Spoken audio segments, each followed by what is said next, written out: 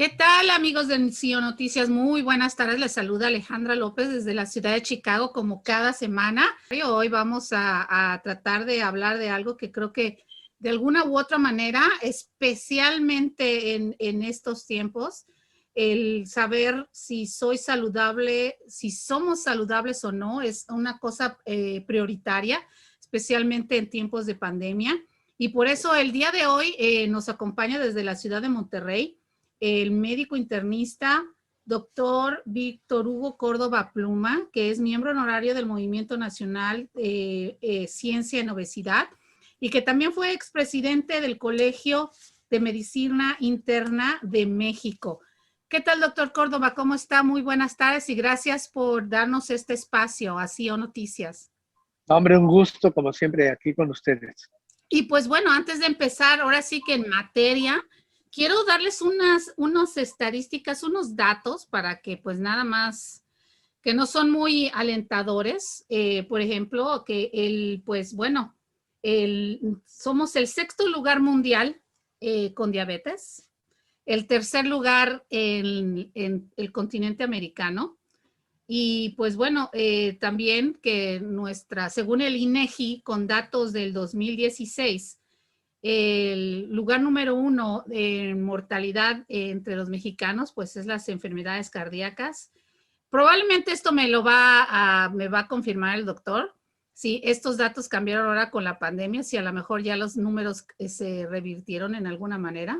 El número 2 es la diabetes con un 15%. Y el número 3 son tumores malignos con un 13%. Aparte, pues bueno, las muertes por diabetes, el 50% de las muertes son a personas menores de 60 años.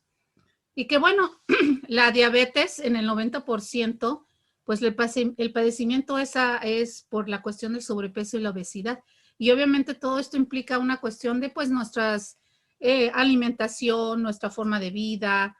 Y pues bueno, doctor Córdoba, ¿cómo saber si somos saludables en tiempos de coronavirus? Porque desgraciadamente este factor fue determinante para muchas muertes, para muchas muertes que padecían enfermedades como la diabetes, enfermedades del corazón, enfermedades crónicas, que desgraciadamente el COVID pues hizo de las suyas y pues se llevó a muchos de nuestros amigos, familiares. ¿Cómo está? Bueno, pues poco me dejas para decir. Gracias. No te puedo tirar tus datos porque tú sabes que este confinamiento hizo que bajáramos la guardia y que subiéramos muy fuerte el sobrepeso y la obesidad. Calculamos que el que menos ganó fue 3 kilos, pero el promedio, para que nos asustemos todos, fueron de 7 a 10 kilos en el confinamiento. Wow. Confinamiento a la mexicana, pues, pero confinamiento. El otro tema es que todos nuestros pacientes, la segunda gran epidemia, es la enfermedad crónica, la que quieras. Y con esta decisión de haber puesto algunos hospitales de alta especialidad para COVID, dado las circunstancias, como se sucedió en el Instituto Nacional de Cardiología, pues muchos pacientes con enfermedades crónicas del síndrome metabólico, como son infarto, hipertensión, cirugía cardíaca, pues hubo que dilatar sus consultas y entonces tenemos problemas con ellos porque no los hemos podido atender, igual que todos los pacientes con cáncer. Tenemos que entender que es el peor momento de la humanidad en mucho tiempo. Me encanta citar a Angela Merkel cuando dijo que después de la Segunda Guerra Mundial, para acá nunca había habido un destrozo como el cual Bueno, creo que tenemos un poquito de problemas con la conexión. estamos viviendo. El tema de la tercera ola, por supuesto, y nos preocupa más que no hemos logrado hacer la mayor conciencia entre la gente. Parece que la gente ha caído la guardia antes de tiempo. No voy a entrar en temas de política, no voy a entrar en temas de discernimiento, de toma de decisiones epidemiológicas, hay otros foros para hacerlo, pero lo que sí es cierto es que si no hay conciencia ciudadana, como en la obesidad, como en la hipertensión, no hay una respuesta inmediata. ¿Qué pasa con la Organización Mundial de la Salud un poquito antes de la pandemia? había dicho que el término del Día Mundial de la Salud, que es el tema que nos compete aquí, habría que hacer una pequeña modificación para hablar de lo saludable. No es lo mismo la salud que lo saludable, el bienestar. Durante 5 o 7 años, la Organización Mundial del peleando por alcanzar el concepto o el término bienestar. Esto es, si yo soy un paciente que convive con diabetes, si soy un paciente que convive con lupus, si soy un paciente que convive con alguna enfermedad crónica, el hecho de todos mis cuidados de alimentación, de ejercicio, de salud mental, más lo médico, me sacaba del término enfermedad con complicación y me ponía en una línea de por lo menos, ok, padezco artritis reumatoide, pero no tengo una exacerbación. Esta parte de media salud, o en aquellos jóvenes o mayores que no tienen una enfermedad, conservarlos a no llegar a la enfermedad, era el término saludable. Se nos cayó con el COVID, es cierto, pero el Día Mundial de la Salud tiende con los años a transformarse en acciones más concretas de algo que no hemos alcanzado y que es complicadísimo. La primera, educar. Hemos dejado de educar a la gente en la medicina preventiva desde hace años. La segunda, y te agradezco mucho, es comunicar. Los médicos hemos sido pésimos comunicadores, pésimos comunicadores. La comunicación que existe de bienestar es gracias a la sociedad civil, a las y los enfermeros, a las y los técnicos de salud, a las y los nutriólogos y, por supuesto, al periodismo. Si pudiéramos mejorar nuestra manera de comunicar, sería mucho mejor. Y el último punto, sin duda, es la comunicación digital, que empezó un poquito antes de la pandemia y que con la pandemia se vino el sincretismo. Ya decía Oppenheimer en su libro más reciente, ¿no? Lo que pasó en la revolución industrial está pasando en la revolución por el COVID. El movimiento Ciencia en Obesidad que yo encabezo desde hace 4 años ha intentado esto, pesar, medir y comunicar. Pero para comunicar necesitamos a los periodistas, a los sociólogos, a los epidemiólogos, a los economistas. Así es que hoy por hoy el término salud no es de los médicos. El término salud es de muchas especialidades, de muchos fenómenos de comunidad y que podamos llevar a cualquier lugar, así como si fuéramos un refresco espumoso negro de cola que llega a todos los lugares, o un pan mexicano que llega a muchos lugares, un fenómeno así de comunicación. La Organización Mundial de la Salud antes de la pandemia planteaba esto. Hoy por hoy dice, prepararnos porque este COVID es el primero de una serie de circunstancias naturales que vienen contra la humanidad en el tema viral. Ya ha influido todo, el cambio climático, la industrialización y, por supuesto, la polaridad de la célula que ahora se enfrenta a un enemigo que, quiero decir, no es un microbio, no es un parásito. Un virus es una cadenita, o sea, una madeja como si fuera estambre de material genético. Y por eso puede leer nuestro propio material genético. Los siguientes 50 años van a estar enmarcados en enfermedades virales que serán pandemias. Así es que tenemos que aprender. Híjole, bueno, ya estoy ahora sí que en esta disyuntiva de precisamente lo que mencionó a un inicio, la falta de empatía que desgraciadamente se ha generado en muchos sentidos durante esta pandemia. Y esta cuestión de encontrar ese punto medio, ¿no? Sabiendo que debemos de aprender de lo vivido, ¿no? O sea, la última pandemia que tuvimos fue la gripe española y que también fue devastó a la humanidad, ¿no? Teniendo esos antecedentes, ¿no? Deberíamos creemos que deberíamos de aprender de los errores cometidos y de los aciertos también. Por eso la historia no deja de ser una ciencia, ¿no? Y de que repetimos eventos. Nuevamente estamos en esta misma situación con otra estructura en muchos sentidos. Tenemos vacunas en menos de un año, ¿no? Y que bueno, obviamente mucha gente por esta desinformación creen que fue una cosa que los doctores y los investigadores se lo sacaron de la manga, ¿no? Y que obviamente muchas veces y yo me he cansado muchas veces de explicarlo. Esto no fue nada más de que se lo inventaron y ya, no fue una cuestión que venía ya de un proceso de investigación de muchos años y que, bueno, tuvieron que usar todos los recursos que tenían y apresurar esta situación para poder tener estas vacunas que tanto necesitábamos, precisamente por esta cosa que nos agarró, pues ahora sí que a todo el mundo desprevenidos, ¿no? Y bueno, usted en su experiencia, qué podría decirnos? ¿Cómo podríamos nosotros, con este augurio que nos está dando, que desgraciadamente no es lo más alentador, cómo podríamos nosotros manejarnos en la cuestión de salud para poder lidiar par a par con este virus, que finalmente un virus no se puede, como dice, evoluciona, ¿no? Y que se transforma y que de alguna manera nosotros tenemos que estar lidiando con él para poder que no nos rebase como lo hizo al inicio de la pandemia. Mira, yo era muy jovencito cuando estuvo la epidemia del VIH-Sida. Mis primeros pacientes con VIH-Sida padecían el estigma social, porque se pensaba que solamente era una enfermedad de homosexuales y además a la comunidad LGTB en ese momento se le veía muy diferente a como lo vemos ahora, ¿no? Yo que soy un tipo que está muy pegado a la comunidad y siempre los apoyaré porque son iguales a mí, iguales a todos, me tocó una evolución de un México muy distinto, pero lo dominamos. Mis pacientes con VIH-Sida hace muchos años se morían de las complicaciones de los fármacos. Ahora, después de 20, 25 años, se mueren de otra cosa. Cuando pasó la influenza, que yo estuve en las brigadas de influenza, y fue México el país que dio la alerta mundial del H1N1, lo pudimos dominar. Ahora, el coronavirus, como lo señalas, no es nuevo.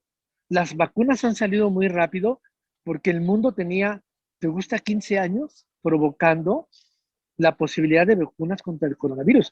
Yo me acuerdo que la primera entrevista que me hicieron ustedes, los periodistas, a, no sé, 3, 4, 5 días de haber empezado el tema en México, les decía, a ver, los coronavirus son muy viejos. Lo que tenemos que hacer es aprender cuál es la expresión genética de este coronavirus. Y eso es lo que va a pasar. Lo que pasa es que nos enfrentamos ahora a unos virus capaces de leer mi genoma y el tuyo y recomponerse contra ti y contra mí. Así es que lo primero que tenemos que hacer es completar el fenómeno de la vacuna.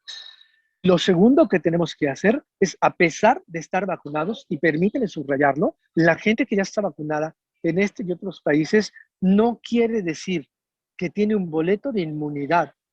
Quiere decir que tiene menos proporción del enfado del virus. Y dentro de 2 o 3 años nos tendremos que revacunar de la nueva cepa. Así es que la mejor noticia en esta epidemia es que el éxito de las vacunas, que tampoco estamos tan ciertos de lo que va a pasar, cuando sepamos qué va a pasar, este es el principio del dominio de las nuevas cepas del virus. Estamos en un periodo como humanidad de adaptación. No voy a hablar de lo filosófico, voy a hablar de lo orgánico, porque en lo filosófico me reflexiono mucho. Tal vez es momento de replantearnos lo que hemos hecho con nuestra vida y con nuestro mundo, con tirar basura, con producir contaminantes, con todo esto que ha pasado, que la naturaleza proteste. Ya decía yo el otro día con un intelectual, ¿no será que los dinosaurios se murieron por algo así? Ahora resulta que podemos ser nosotros, ¿no? Me han enseñado ahí muchas cosas y me han invitado a un debate de una universidad extranjera y yo les he dicho lo mismo. Es la vacuna y la respuesta a la vacuna lo que nos va a permitir hacer el plan genético para los humanos a los siguientes 25 años y poder soportar los nuevos virus. Yo estoy seguro que la primera medida fundamental es no olvidar que todos somos vulnerables. Y la segunda es tan sencilla, lavarse las manos, usar el cubrecaras, mantener la distancia, hacer esto que estamos haciendo tú y yo, en lugar de ir al estudio que me encantaría, de abrazarte me encantaría, pues ni modo, tener esta distancia y seguir mandando el mensaje. Lo que sí estoy muy cierto es, hemos sido invadidos de noticias falsas, hemos sido invadidos de cosas espantosas. La mejor vacuna, aparte de la biológica, es poder mantener con los comunicadores noticias certeras, bajar la guardia. Yo estoy seguro que si logramos hacer esto, podemos hacer lo que sigue. ¿Qué es lo que sigue? Uno, saber si la vacuna funcionó. Dos, saber las consecuencias de la vacuna y tratarlas. Por ahí se habla de una no sé qué, que produce coágulos. Vamos, ahora sabemos que premedicamos a los pacientes que le vamos a dar esa vacuna y no viene una catástrofe. Vamos, son implicaciones. Y lo tercero, bajo ninguna circunstancia volver a pasar los errores que nos pasaron. Ante el primer dato de una variación del virus, o que el ébola revive, o que la influenza revive, o que la encefalitis herpética revive, tomar medidas como sociedad. Por eso yo no creo que volvamos a la normalidad anterior. Tenemos que evolucionar. Y es muy probable que cosas que hacemos ahora ya se queden para siempre. Por ejemplo, la comunicación a distancia.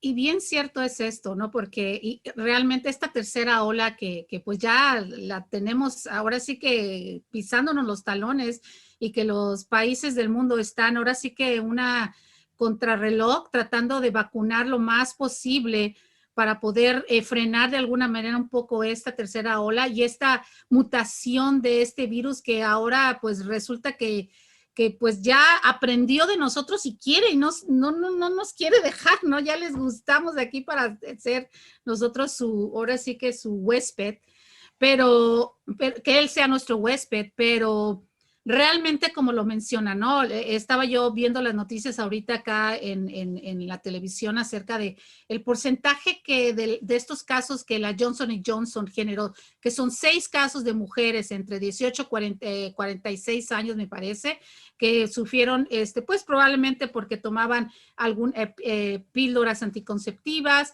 porque ya tenían una predisposición, que si lo vemos ahora sí que magnificando esto, son 6 millones que están vacunados con esta Johnson Johnson y 6 mujeres es un porcentaje mínimo. Yo sé que son seres humanos, son vidas que lamentamos, la mujer que murió, pero de alguna manera este porcentaje es necesario, ¿no? Para poder ver ahora sí que como decimos por acá, de big picture, ¿no? De que veamos todo en gran escala y de que sigamos vacunando, que nos vacunemos, ¿no? Yo ya estoy vacunada y me siento como si me hubiera quitado yo un peso de encima.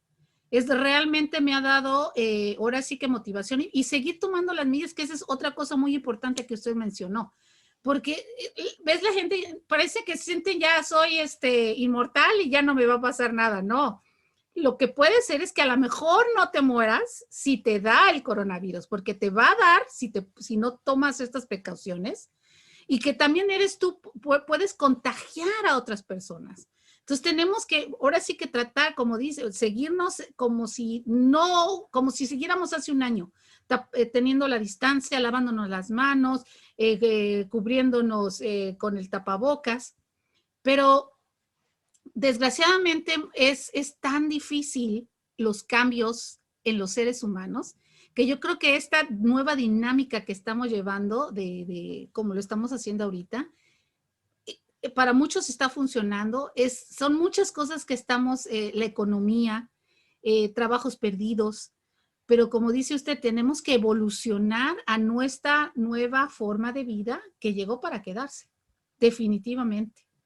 Y pues bueno, antes yo quiero, ahora sí que esto yo de tela para, yo creo que platicar aquí unas 2 horas o más, ¿no?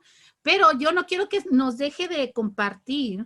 Antes de entrar al programa nos estaba comentando que va a viajar a los Estados Unidos No, yo quiero hacer una sí. pregunta. ¿Cuál es, regresando a las noticias falsas que más se han difundido, cuáles son precisamente las noticias falsas que más se han difundido en los medios, según lo que ha visto pues, no sé, de medio año para acá, en cuanto al coronavirus? Pues mira, hermano, son muchas, ¿eh? La primera es eso de que el virus se hizo en un laboratorio, ¿ok? Cuando uno analiza la biología de la evolución y la manera de comportarse de los coronavirus, es que esto es falso. No niego, como decía yo a la introducción de la plática que ustedes me han invitado y les agradezco, no niego que hay muchas situaciones que los seres humanos hemos hecho que están repercutiendo en esto. Te voy a decir nomás dos, ¿ok? El uso de plaguicidas, que es enorme y además es indiscriminado. Y segundo, los cambios en la alimentación. Fíjate, la vitamina D nos la da el sol y nos la da la dieta. Por muchos años, la vitamina D y el zinc no eran un problema. Estaban con la simple dieta. Y ahora lo que hemos dicho es que ni nos exponemos al sol como debemos y la dieta ha cambiado por el tipo de cultivo, por el tipo de fertilizantes, por el tipo de pinturas. Y ahora tenemos una cosa que es deficiencia de vitamina D. Y tú me puedes decir, ah, sí, Víctor, pero eso en qué influye del tema que estamos hablando. Pues que al bajar la vitamina D, disminuyes tu capacidad inmunológica de respuesta, tus defensas, y te hace más susceptible. Ahora pon esto a nivel mundial. La segunda gran mentira que salió fue, las vacunas están hechas al express, al vapor. No es cierto. Atrás de las vacunas para los coronavirus hay más de 10 años. Después se aceleraron muchas cosas gracias a que muchos pacientes se enfermaron y teníamos sueros de ellos. Te recordarás inclusive que una noticia cierta, escandalosa, fue que por qué pedíamos plasma de los pacientes que habían estado muy graves en terapia intensiva y curaban. Pues empezamos a ponerle plasma a los pacientes graves, de esos pacientes graves que habían salido y mejoraban, ¿verdad? Y otra gran noticia era lo que hablábamos, que una vez que te pusieras la vacuna estabas fuera de peligro. No es cierto. Acertadísimo el comentario de nuestra periodista donde dice, bueno, la vacuna, entre otras cosas, lo que me da es que si me pega, no me voy a morir, me va a hacer disminuir la enfermedad. Pero no es cierto que al vacunarme yo quedo inmune.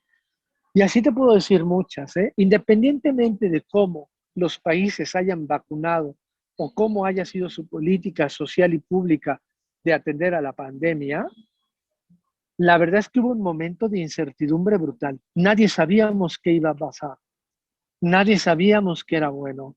Nadie sabíamos cuál era el término aceptado. Yo te puedo decir como médico clínico que ejerce y que atiende pacientes.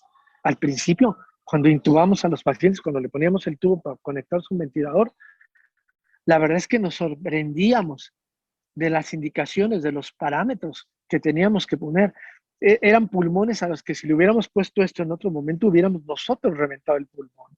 Hemos tenido que aprender. Han sido 11 meses, hermano. 11 meses en este país de todos los días de aprender. Y desde que empezó esto en China, para acá, todos hemos tenido que aprender. Hemos tenido que olvidar cosas para aprender cosas. Y ahí, la siguiente gran mentira del coronavirus es que el coronavirus es una enfermedad pulmonar. Ahora nos hemos dado cuenta que es una enfermedad brutal y que los pacientes que ya no tienen el coronavirus, que la prueba PCR es negativa, que tienen anticuerpos, que ya no tienen síntomas, tienen un término que he dicho, long COVID.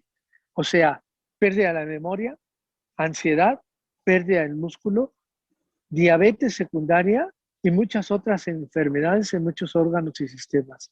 Esto es, parece que estamos curados del COVID, pero aún vendrán muchos temas adelante. Estamos viendo Parkinson adelantado, estamos viendo neuropatía adelantada, estamos viendo una pérdida impresionante de músculo, impresionante. Y tú sabes que todos los hombres y mujeres de más de 40 años necesitamos el músculo para nuestra vejez.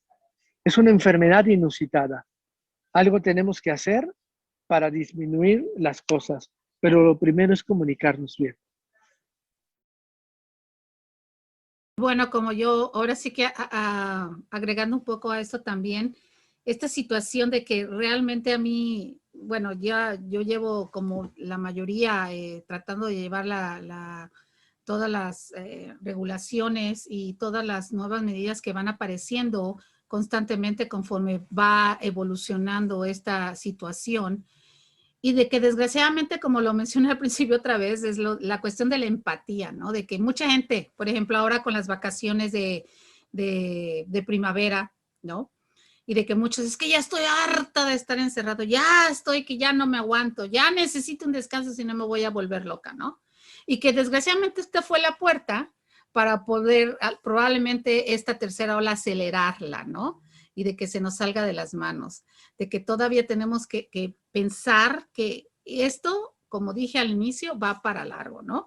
Pero bueno, retomando a la pregunta que ya, antes de que Daniel compartiera su pregunta, cuéntenos, ¿a dónde va? ¿Por qué va? Y pues, ¿de qué se trata este evento que va a tener sede en los Estados Unidos? Tenemos una reunión de 50 personas, 50 médicos, poquitos mexicanos y muchos americanos, convocados de una manera importante para de manera con evidencia científica, debatir tres temas importantes. Fíjate. Primero, ante la falla de la vacuna o ante la disminución de la eficacia de la vacuna, ¿cuál va a ser la expresión del virus y qué vamos a hacer? El segundo es lo que hemos dicho aquí con Daniel, el long COVID, o sea, la enfermedad prolongada del COVID. Porque estamos viendo que los pacientes que les dio en pulmón les deja mucho daño pulmonar. Porque estamos viendo que a los pacientes les deja estados de ansiedad, más todo lo que he dicho. Y la tercera, muy importante, ¿qué pasa con las mujeres embarazadas? ¿Sabes? Hemos tenido mujeres embarazadas en el primer trimestre que han perdido al bebecito. Pero también hay una pregunta muy obligada a debatir. ¿A las mujeres embarazadas las vacunamos o no? ¿Y en qué trimestre las vacunamos o no? Son tres temas que parecen minúsculos, pero en realidad son una bomba adentro. Son una bomba. Tenemos que ir seccionando las cosas para poder tener una conclusión. El otro problema que tenemos los médicos y los científicos y los médicos clínicos como yo soy un clínico, cumpliré 33 años de ver pacientes todos los días, en hospital y en mi consulta, públicos y privados. Es que parecería ser que en algunos países, no en todos, pero en algunos países hay una discrepancia entre los médicos científicos y los médicos clínicos y lo que recomiendan y los políticos que toman decisiones.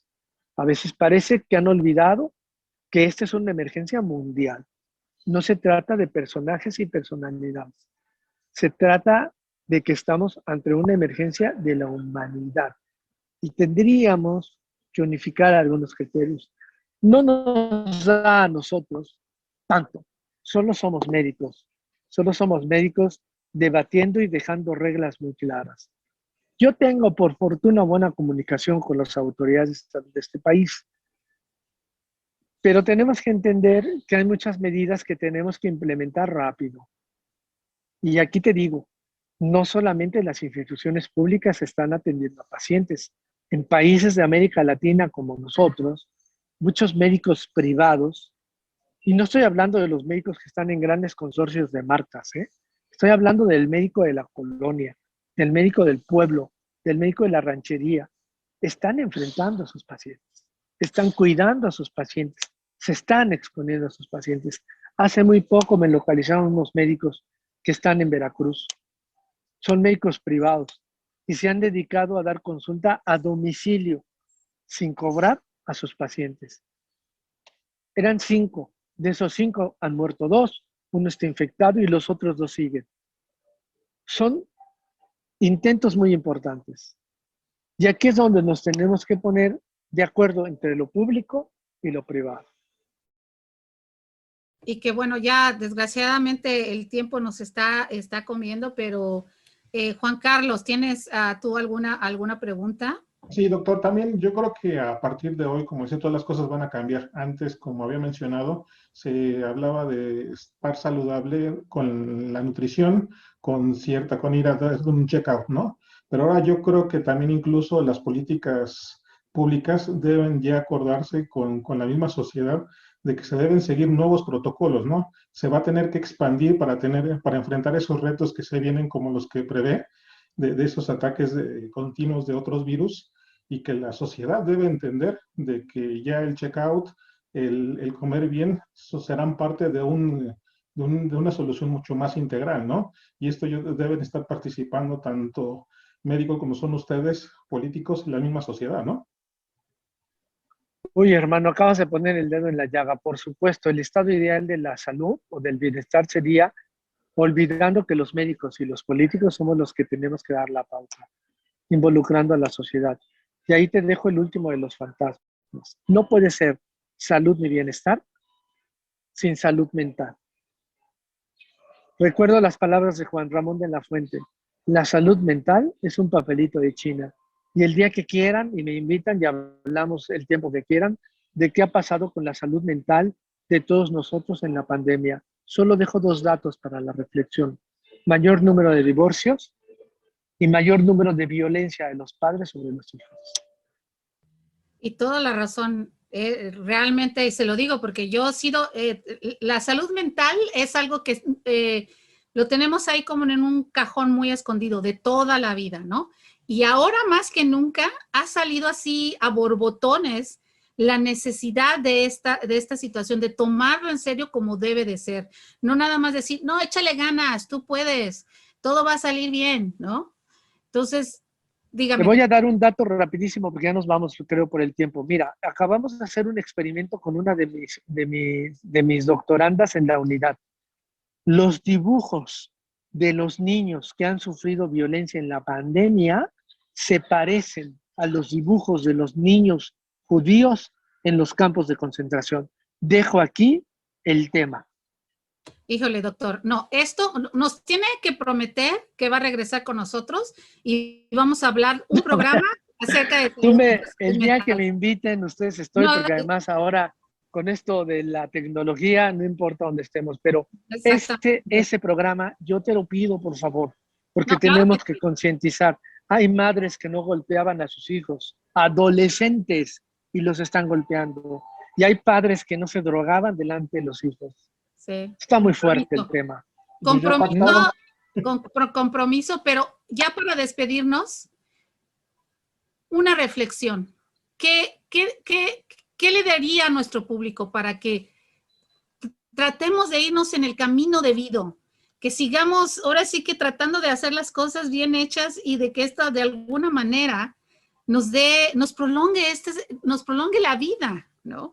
Porque realmente como lo ha mencionado, y no por ser fatalistas, sino por ser realistas, viviendo en una situación mundial de una pandemia.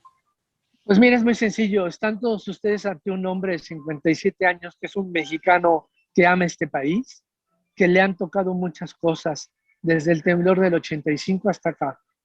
He visto morir a mi gente, a mis amigos, a mis pacientes, a mis compañeros. Tenemos que cuidarnos, tenemos que colaborar y tenemos que hacer conciencia que lo peor en la pandemia es nosotros violar los mínimos de seguridad, cuidar al demás, cuidar al de junto. Se los está diciendo un hombre que se ha puesto el nombre aquí en un vestido blanco de mono, con gafas, con todo, y que mis pacientes no han conocido mi cara y se han muerto aislados de su familia, donde el único punto de humanidad he sido yo disfrazado de médico. No se puede vivir algo peor en la humanidad y estamos a tiempo. Y si no es la sociedad civil y los comunicadores y los valores laicos más allá de lo que sea, nos vamos a hundir. Por favor, tenemos que cuidar al de enfrente. Muchas gracias, doctor. Realmente le agradezco este tiempo.